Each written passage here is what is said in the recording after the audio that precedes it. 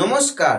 শনি মীন রাশিতে আগামী 13ই জুলাই 2025 বাংলা 28শে আষাঢ় 1432 রবিবার সকাল 8টার সময় বক্রি হচ্ছে। কোথায়? মীন রাশিতে।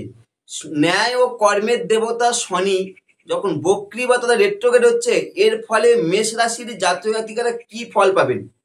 যারা মেষ রাশির জাতক জাতিকারা এই যে অবস্থান, শনির অবস্থান শুভ না অশুভ জানতে ভিডিওটা প্রথম থেকে শেষ পর্যন্ত থাকতে পারেন। শনি মীন রাশিতে বক্রি হচ্ছে কখন বললাম? 13ই জুলাই 2025 সকাল 8টার সময়। শনি এই মীন রাশিতে বক্রি, এই মীন রাশিতে মার্গী হবে, অর্থাৎ বক্রি হয়ে শনি অন্য রাশিতে এন্ট্রান্স করবে না। শনি মার্গী হচ্ছে কখন? বক্রি থেকে মার্গী হচ্ছে কখন? আগামী 28শে নভেম্বর 2025 বাংলা 12ই অগ্রহায়ণ 1432 শুক্রবার সকাল 8টার সময় শনি অর্থাৎ কি হচ্ছে তাহলে? 13ই জুলাই থেকে 28শে নভেম্বর দীর্ঘ 139 দিন বক্রি হয়ে মীন রাশিতে অবস্থান করছে। দীর্ঘ 139 দিন। এবার আপনাদের মনে প্রশ্ন আসতে পারে, শনি কেন বক্রি হচ্ছে? মনে তো প্রশ্ন আসতে পারে, সবাই তো বক্রি নিয়ে আলোচনা করছি, তাহলে বক্রিটা কেন হচ্ছে, মার্গীটা কেন হচ্ছে? এই যে 28শে নভেম্বরে মার্গী হচ্ছে আর 13ই জুলাই বক্রি হচ্ছে, 13ই জুলাই 2025-এ 28শে নভেম্বর মার্গী কেন হচ্ছে? সমস্ত অ্যাস্ট্রোলজাররা যারা তো ভিডিও দিচ্ছে সব তো বক্রি আর মার্গী নিয়ে আলোচনা করছে, কিন্তু কেন হচ্ছে শনির বক্রি? কারণ তো একটা আছে। দেখুন, অনলাইন প্ল্যাটফর্মে কোনো অ্যাস্ট্রোলজার আশা করি এই রকম তথ্য দেয়নি। আমি এই ভিডিওটার মধ্যে আলোচনা করছি কেন বক্রি বা মার্গী হচ্ছে। গোপন সূত্র কি? সেই গোপন সূত্র, শনি থেকে রবি, অর্থাৎ রবি থেকে যখন শনি 251 ডিগ্রি দূরত্বের মধ্যে যখন অবস্থান করে তখন আকাশে শনি তখন বক্রি হয়, রবি থেকে শনি। আর মার্গীর ক্ষেত্রে ঠিক একই রূপে শনি থেকে রবি যদি 251 ডিগ্রি দূরত্বে অবস্থান করে তখন মার্গী হয়। তাহলে 13ই জুলাই 2025 যখন প্ল্যানেটারি পজিশন আপনারা দেখবেন গ্রহদের অবস্থান কোথায়? সূর্য আছে কোথায়? মিথুন রাশিতে। আর শনির থাকছে কোথায়? মীন রাশিতে। মিথুন রাশিতে সূর্য যখন অবস্থান করছে তার ডিগ্রি মিনিট কত থাকছে? তখন তার ডিগ্রি মিনিট হচ্ছে 86 ডিগ্রি 42 মিনিট 13 সেকেন্ড। সূর্যের অবস্থান 86 ডিগ্রি 42 মিনিট 13 সেকেন্ড। এবার আপনি শনির ডিগ্রি মিনিট দেখুন, শনির ডিগ্রি মিনিট কত হচ্ছে মীন রাশিতে? 337 ডিগ্রি 42 মিনিট 13 সেকেন্ড। 337 ডিগ্রি। এবার আপনি 337 ডিগ্রি থেকে 86 ডিগ্রি বিয়োগ করুন, টোটালটা বিয়োগ করুন। 337 ডিগ্রি 42 মিনিট 13 সেকেন্ড থেকে 86 ডিগ্রি 42 মিনিট 13 সেকেন্ড বিয়োগ করে দেখুন আসছে কত? 251 ডিগ্রি। অর্থাৎ 13ই জুলাই সূর্য শনির 251 ডিগ্রি দূরত্ব থাকার জন্য শনি বক্রি হলো। তাহলে কেন বক্রি হলো সেটা জানলেন। এবার মার্গীটা কেন হচ্ছে?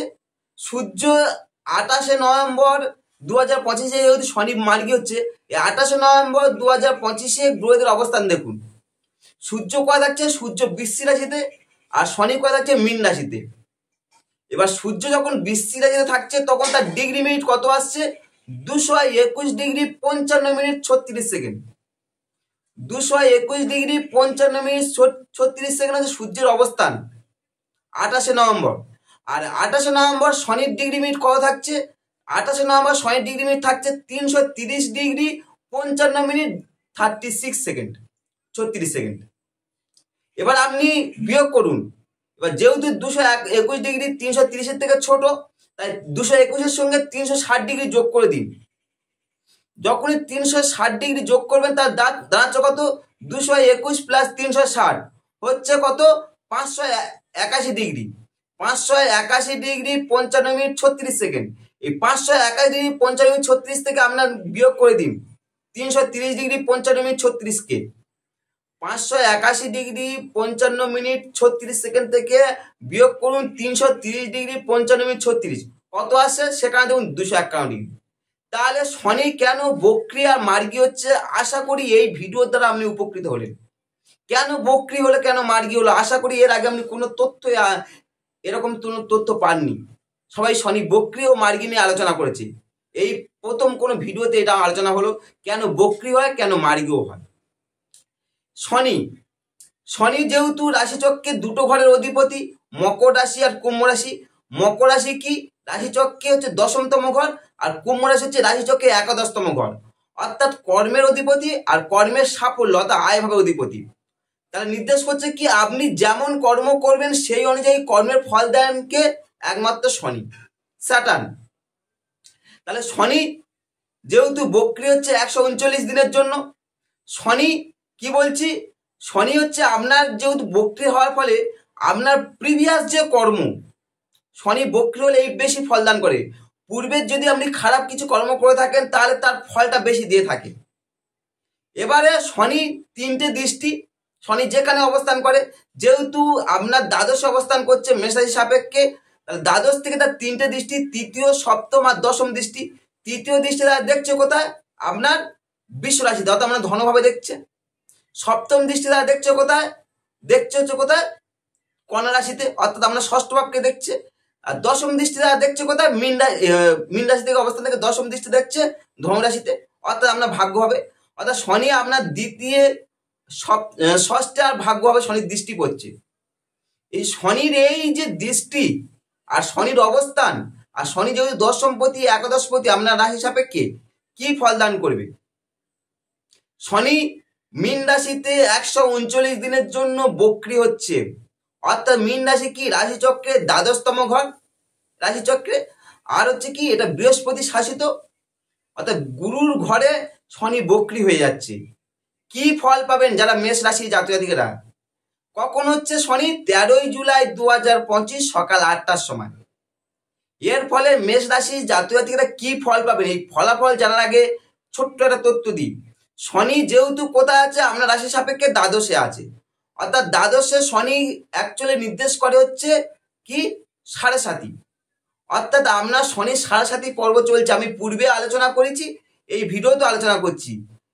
আপনার শনি সাড়ে সাতি পর্ব চলছে। শনি সাড়ে সাতি এটা প্রথম ফেজ। কেন? চন্দ্রের সাপেক্ষে শনি যেখানে অবস্থান করে, আর আগের ঘর চন্দ্র যেখানে অবস্থান করছে তার আগের ঘর, তার পরের ঘর, আর যে ঘরে অবস্থান করে চন্দ্র, অর্থাৎ এই 3টে ঘর নিয়ে শনি সাড়ে সাতি। যেহেতু আপনার মেষ রাশি, তাই শনি অবস্থান করছে আপনার দ্বাদশে, মানে আগের ঘরটা, তাই আমরা শনি সাড়ে সাতি প্রথম পর্ব চলছে। এই সাড়ে সাতি শনি সাড়ে সাতি পর্ব খুব শুভ না। এই সময় শনি সাড়ে সাতি পর্ব মন মানসিকতার দিক থেকে অনেকটা পীড়িত করে তোলে। ফলে এই সময় আপনি প্রতিটা কর্ম, আপনি যে কর্মটা করছেন খুব সাবধানতা অবলম্বন করবেন। অনৈতিক কাজ না করার চেষ্টা করুন, তাতে আপনার ক্ষেত্রে অনেকটা শুভ ফল পাবেন। যেহেতু শনি আপনার কর্মপতি আপনার দ্বাদশে, ফলে কর্মের একটা চাপ তৈরি হতে পারে। এছাড়া আপনার উন্নতির ক্ষেত্রে একটা বাধা বিঘ্ন বা প্রতিবন্ধকতার সৃষ্টি হতে পারে। বাধা বিঘ্ন বা প্রতিবন্ধকতা, কোনো কাজ এই সময় সুশৃঙ্খলভাবে হয়ে ওঠা একটু সমস্যা হতে পারে, একটু সমস্যা। শনি যেহেতু আপনার কর্মপতি এবং দ্বাদশে, ফলে কর্মের চাপ অনুভব করবেন।